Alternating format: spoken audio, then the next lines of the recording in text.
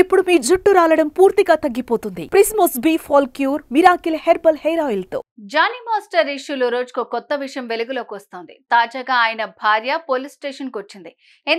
ఎందుకు police station కు వచ్చారు? పోలీసులు పిలిపించారా? ఏం జరిగింది?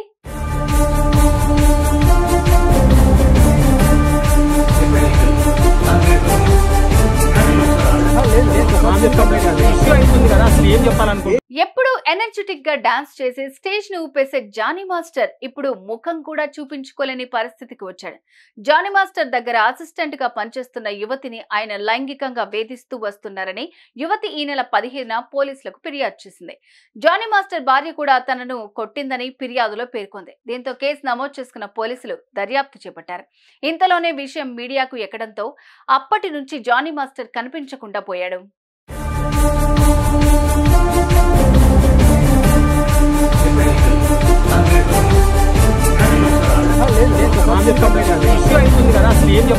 ఐదు రోజుల పాటు పోలీసులు 4 బృందాలుగా ఏర్పడగా తాజాగా ఆయన గోవాలో చిక్కారు. అక్కడి నుంచి నెల్లూరుకు వస్తుండగా పోలీసులు అరెస్ట్ చేశారు.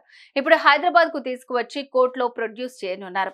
ఇదంతా జరుగుతున్న సమయంలో జానీ మాస్టర్ భార్య Sumalatha alias Ayesha police station లో ప్రత్యక్షమయ్యారు.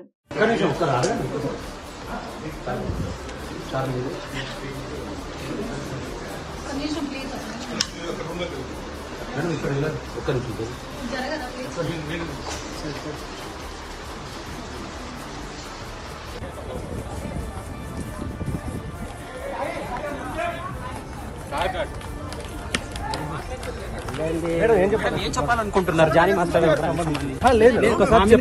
ఇష్యూ అవుతుంది కదా, అసలు ఏం చెప్పాలనుకుంటున్నారు? కాల్ వచ్చింది, ఫేక్ కాల్ వచ్చింది కనుక్కోవడానికి వచ్చాను. 5 రోజుల పాటు పత్తాలేని ఆమె జానీ మాస్టర్ అరెస్టు విషయం తెలియగానే నార్సింగి పోలీస్ స్టేషన్ కు వచ్చి చిందులు తొక్కారు. ఎందుకు వచ్చారు అని మీడియా ప్రశ్నించగా చిరాకు పడ్డారు. అయితే తన నంబర్ కు ఓ ఫేక్ కాల్ రావడంతో అది కాస్త ఇబ్బందికరంగా మారడంతో ఆమె పిఎస్ కు వచ్చినట్లు చెప్పింది. అయితే భర్త లైంగిక వేధింపుల వ్యవహారంపై స్పందించాలని అక్కడే ఉన్న మీడియా ప్రతినిధులు ఆమెను కోరారు. ఏం సమాధానం ఇవ్వాలో అర్థం కాని ఆయేషా ఒక్కసారిగా ఆగ్రహానికి లోనయ్యారు. నాకే కెమెరా పెడతారా అంటూ ఫైర్ అయ్యారు.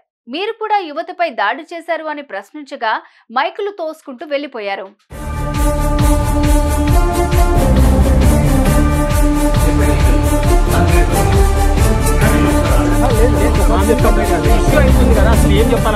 ఎంత టాలెంట్ ఉన్నా ఇలాంటి పనులు చేస్తే లైఫ్ కొలాప్స్ అయిపోతుంది.